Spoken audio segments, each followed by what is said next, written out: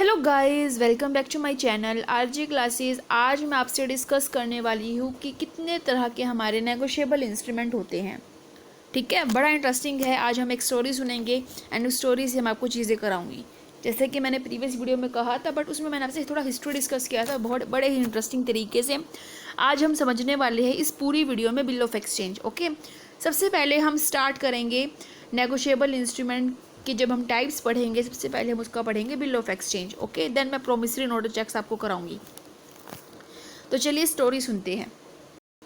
देखिए गाइस, आपको पता है एक कॉन्ट्रैक्ट में टू पार्टीज होती हैं, सेलर एंड बायर।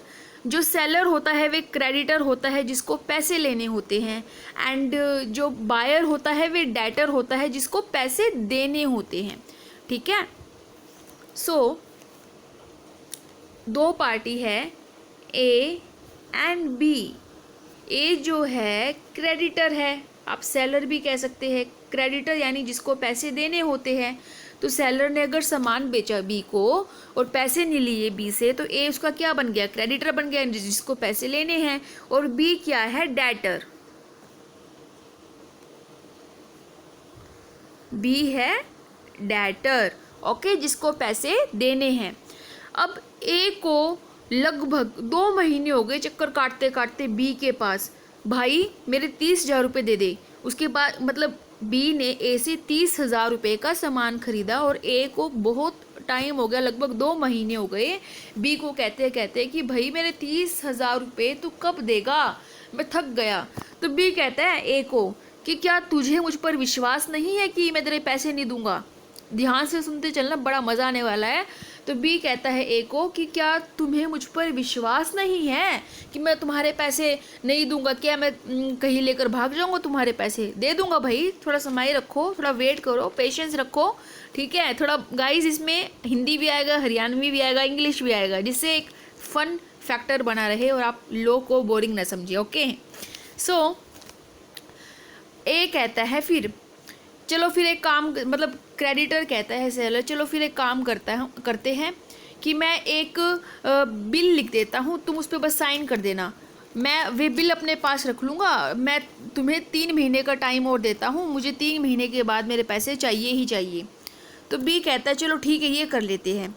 तो फिर ए ने एक बिल बनाया कि मुझे 30,000 रुपये चुकाने हैं एक पर्टिकुलर डेट पर, यानी 3 महीने बाद की एक डेट लिख दी कि मुझे इस 3 महीने के बाद पैसे मिलने हैं। तो ए ने एक बिल लिखा, ठीक है, स्टैम्प पेपर पे लिखा, या स्टैम्प पेपर नहीं है तो एक प्लेन पेपर पर लिखा। बट गाइस उस प्लेन पेपर की कोई भी वैल्यू नहीं है, बस सिर्फ कागज़ का टुकड़ा है। वे प्लेन पेपर की वैल्यू तभी बनेगी जब उस पर रिवेन्यू स्टैम्प लगेगी। रिवेन्यू स्टैम्प का मतलब होता है कि कुछ हिस्सा सरकार को जाना। ठीक है, वे रिवेन्यू स्टैम्प लगनी ज़रूरी होती है उस पेपर पर, प्लेन पेपर पर, तभी वे पेपर बिल ऑफ एक्सचेंज माना जाएगा। ओके, सो ए ने एक बिल बनाया और उस बिल पर अपने साइन कर दिए और बी के पास चला गया और बी को कहा कि भाई तू इस पर साइन कर दे, ये बिल मैं अपने पास रख लूँगा और 3 महीने के बाद आऊँगा और तुझसे पैसे ले लूँगा। बी कहता चलो ये ठीक है, धन्यवाद, तुमने मुझे 3 महीने का टाइम दिया और तुमने ये एक अलग से एक सोल्यूशन निकाला, चलो ठीक है मैं साइन कर देता हूँ बिल पे। तो ए ने तो बिल बनाया जो कि क्या था? क्रेडिटर, ठीक है, या मेकर ऑफ बिल, यानी जिसको हम ये भी कह सकते हैं कि बिल बनाने वाला। फिर वे बी के पास गया जो कि डेटर था, बी ने उसके ऊपर साइन कर दिए बकायदा। ठीक है, इसका मतलब ये है ए के साइन हो गए, बी के साइन हो गए। जब वे पेमेंट वाली डेट आएगी तो बी अपनी बात से मुकर नहीं सकता, बिकॉज ये एक ऐसे पेपर पर साइन किए गए हैं जिस पर रिवेन्यू स्टैम्प लगा या फिर स्टैम्प पेपर पे ये बिल ड्राफ्ट किया गया है। ओके, सो आई होप आपको यहाँ तक क्लियर हो गया होगा, मज़ा भी आया होगा सुनने में। ठीक है, अब बिल ऑफ एक्सचेंज किस तरह का होगा उसकी शेप देखते हैं। ठीक है, देखिए जो बिल ऑफ एक्सचेंज मान लीजिए ऐसे है हमारा, वैसे स्क्वायर में होता है, मैंने रेक्टेंगल बना दिया, बस कोई हमें तो कॉन्सेप्ट क्लियर करना है भी, हमें तो कॉन्सेप्ट क्लियर करने से मतलब है। ठीक है, ऐसा एक प्लेन पेपर ले लीजिए, बट प्लेन पेपर की कोई वैल्यू नहीं है अगर उस पर रेवेन्यू स्टैम्प नहीं है। ठीक है, अगर आप स्टैम्प पेपर पे बिल बना रहे हो, स्टैम्प पेपर इजीली अवेलेबल हो जाता है, अगर आप स्टैम्प पेपर पर लिख रहे हो तो कोई इशू नहीं है, लेकिन अगर आप प्लेन पेपर लेते हो तो रेवेन्यू स्टैम्प लगेगा ही लगेगा। ओके, सो एक बिल ऑफ एक्सचेंज कैसा होता है ध्यान दीजिएगा। देखिए, जो ए, मैं यहाँ पर ए और बी ही लेकर चलूँगी। ए सेलर है, बी बायर है। तो ए ने एक बिल बनाना स्टार्ट कर दिया जिससे कि बी उस पर साइन कर दे, और मुझे भी तसल्ली होती रहे। ए कहते हैं मुझे भी तसल्ली होती रहे कि मेरे पास एक बिल पड़ा है और मुझे उससे पैसे लेने हैं। ठीक है, ऐसा ना हो कि बाबा मुझे चक्कर काटने पड़े। इस अच्छा ये सबसे बड़ा रास्ता है कि एक बिल बना दूँ और उसको अपने पास लेकर बैठा रहूँ। जब टाइम आएगा तो वे बिल मैं कैश करा लूँगा। ओके, देखिए बिल में उसने लिखा, ए ने, जो कि उस बिल का मेकर है, आप उसको कह सकते हो बिल को बनाने वाला, क्रेडिटर। ओके, ए ने लिखा पे ₹30,000 टू ए और ऑर्डर। आगे है 3 months आफ्टर डेट। फिर यहाँ पर एक स्टैंप लगी जाएगी, यहाँ पर ए के सिग्नेचर होंगे, यहाँ पे बी के सिग्नेचर होंगे। आई होप आप समझ पा रहे हो गाइस। जो यहाँ पर आपने देखा पे ₹30,000 टू ए, यानी जो मैंने यहाँ पर एक स्टेटमेंट लिखा, पे ₹30,000 टू ए। तो गाइज यहाँ पर आप खाली पे को देखिए, पे क्या है? ये एक ऑर्डर है, ये रिक्वेस्ट नहीं है। कभी भी बिल ऑफ एक्सचेंज एक रिक्वेस्ट नहीं होता कि please give me payment, okay, I have highly obliged you. Request नहीं होती, ये ऑर्डर होता है। पे एक ऑर्डर को दिखा रहा है। क्या ऑर्डर है ये? पे ₹30,000 टू ए, कि ए को 30,000 रुपये चुकाने हैं तो चुकाने हैं, बस। कोई रिक्वेस्ट नहीं है, ये एक ऑर्डर है। सो ठीक है, अब यहाँ पर पार्टी का नेम मेंशन है ए, यानी सेलर है यहाँ पर जिसने गुड्स को सेल किया था, ए को चुकाने हैं। अब आगे बात आती है और ऑर्डर। यहाँ पे मतलब क्या है? ए को चुकाने हैं या फिर जिसको बोला, यानी ए ने जिसको बोला चुकाने के लिए तो उसको चुकाओ डायरेक्ट, या फिर ए को चुकाओ, बात एक ही है। ओके, अब दूसरी बात क्या रहती है इसमें? दूसरी बिल के अंदर दूसरी बात क्या लिखी होती है? जस्ट इसके आगे ही, स्पेस कम है इसलिए मैं थोड़ा ऐसे बता रही हूँ आपको। देखिए, लेकिन अनअकैडमी पर पूरा एक तरीके से ब्लैक बोर्ड का ही फैसिलिटी होता है, तो वहाँ पर प्रॉपर स्पेस मिल जाता है बताने के लिए। देखिए, नेक्स्ट जो लाइन लिखी होती है 3 months, यानी जो भी जितना भी पीरियड मांगा है, यानी जो सेलर है जितना भी टाइम दिया है पेमेंट करने के लिए, यहाँ पर वो आएगा। मैंने 3 months लिखा है, मैंने एग्जाम्पल में भी 3 months ही लिया था। 3 months after date. For example, मैंने आज ही कोई बिल बनाया है, मैं एक सेलर हूँ, मैं सामान बेचती हूँ, ठीक है, मुझसे किसी ने सामान खरीदा, ग्राहक ने, और मैंने आज एक बिल बनाया, और आज की डेट मैंने लिख दी 21 अप्रैल 2020, और मैंने वे बिल 3 महीने, यानी 3 महीने के बाद ये मेरा जो बिल है, मतलब मैच्योरिटी डेट आ जाएगी। ओके, जिस पे पेमेंट मेरे को मिलेगी बायर से। तो 3 month आफ्टर डेट का आप नाम से ही समझिए, ये होती है डेट ऑफ बिल। ठीक है, ये क्या होती है गाइस? ध्यान दीजिएगा, जो बिल के ऊपर डेट मेंशन होती है उसे क्या कहते हैं? डेट ऑफ बिल, या फिर डेट ऑफ ड्रॉइंग, जिस डेट को वे बिल ड्रॉ किया गया, बनाया गया। ओके, 3 months आफ्टर डेट का मतलब होता है कि इस डेट के बाद, यानी इस डेट के 3 महीने बाद ए को पेमेंट करनी है। ये एक ऑर्डर है। ओके, मैं आपको पूरा बिल ऑफ एक्सचेंज क्लियर कर रही हूँ, एक एक वर्ड की वैल्यू होती है लॉ के अंदर। ठीक है, ये सब कुछ मेंशन कर दिया, जो फिर ए जो सेलर है यहाँ पर अपने सिग्नेचर कर देगा। सिग्नेचर करने के बाद भाई वे बी के पास जाएगा, बी को कहेगा, बी भाई तुम भी थोड़ा सिग्नेचर करने की कृपा करो, है ना। ये रिक्वेस्ट नहीं है, वैसे ये ऑर्डर है, ये जस्ट एक फ्लो है बात करने का आपस में। तो जाएगा बी के पास, कहेगा भाई इस पे सिग्नेचर कर, ताकि 3 महीने तक मेरे पास ये बिल एक पड़ा रहे और मैं एक टाइम के बाद आकर तुझसे पैसे ले लूँ। ठीक है, मुझे भी तसल्ली रहे कि हाँ पैसे मिल जाएंगे। तो बी ने कहा ठीक है, ये सबसे बढ़िया तरीका है, चलो ठीक है मैं साइन कर देता हूँ। बी ने यहाँ पर एक्सेप्ट लिखा, एक्सेप्टेड, एंड अपने सिग्नेचर कर दिए। लेकिन गाइस, ये एक्सेप्टेड लिखना कंपलसरी नहीं होता, मर्जी है, लिख भी सकते हो नहीं भी। अपने बी ने सिग्नेचर कर दिए और वे एक प्रॉपर बिल ऑफ एक्सचेंज बन गया। ओके, आई होप आपको क्लियर हो गया होगा। अब हम पढ़ेंगे थियोरी को। अब आपको ये थियोरी पूरी समझ में आ जाएगी। बिल ऑफ एक्सचेंज कौन सा सेक्शन है? सेक्शन 5।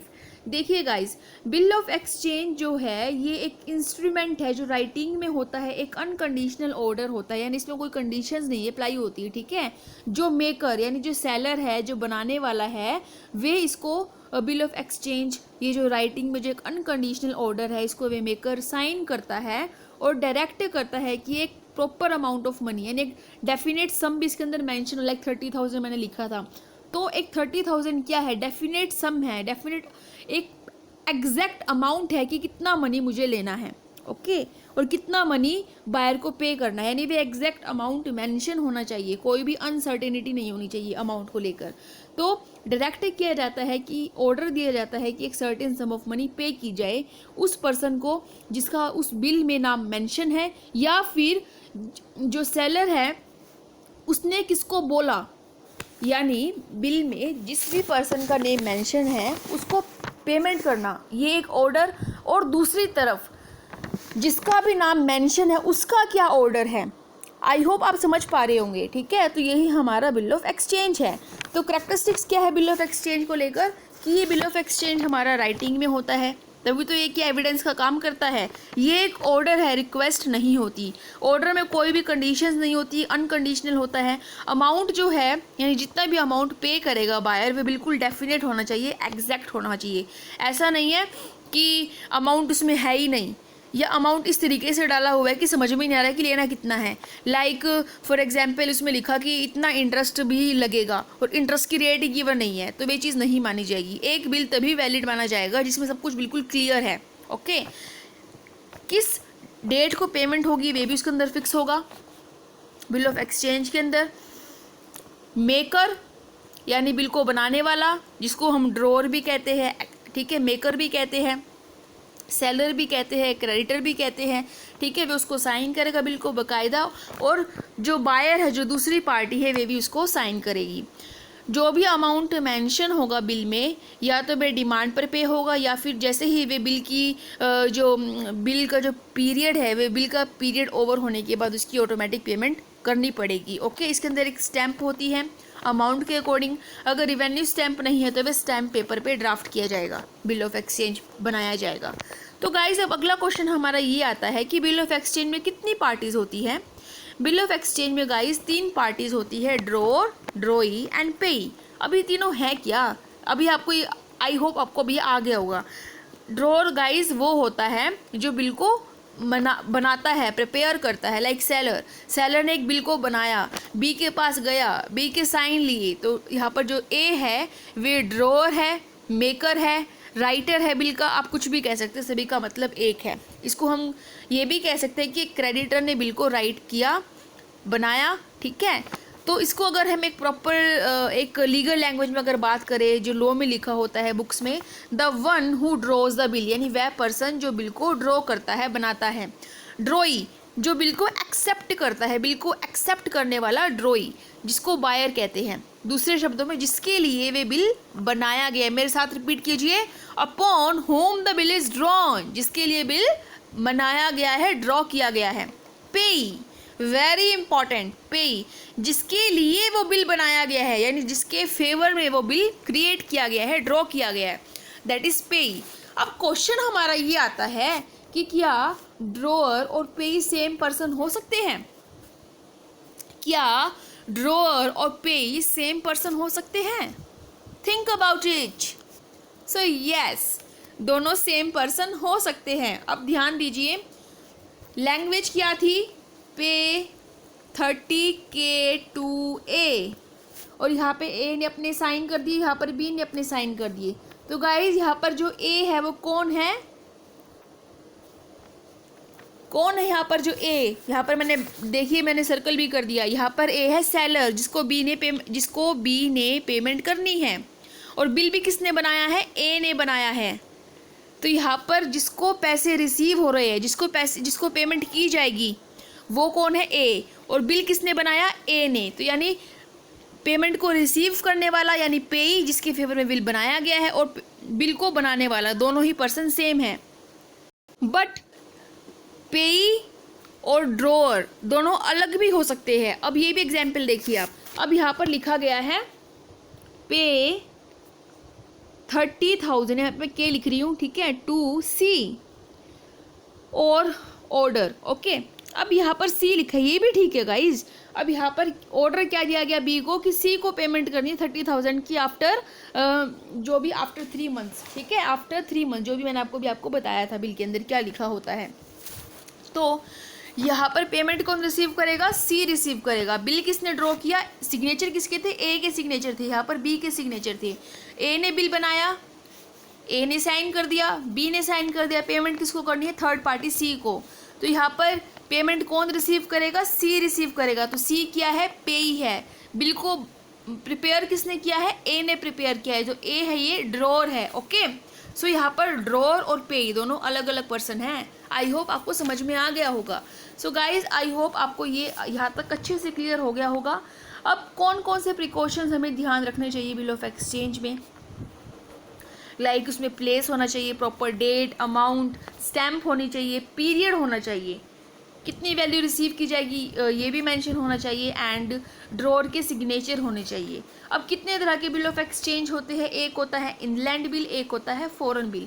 ये मैं आपसे अनअकैडमी पर डिस्कस करूँगी गाइज, क्योंकि मैंने आपको प्रीवियस वीडियो में बताया था कि अनअकैडमी पर मैंने फुल फ्लैज बहुत अच्छे तरीके से लीगल एस्पेक्ट ऑफ बिजनेस जो आपका 9th यूनिट है मैंने पूरा का पूरा क्रिएट किया हुआ है।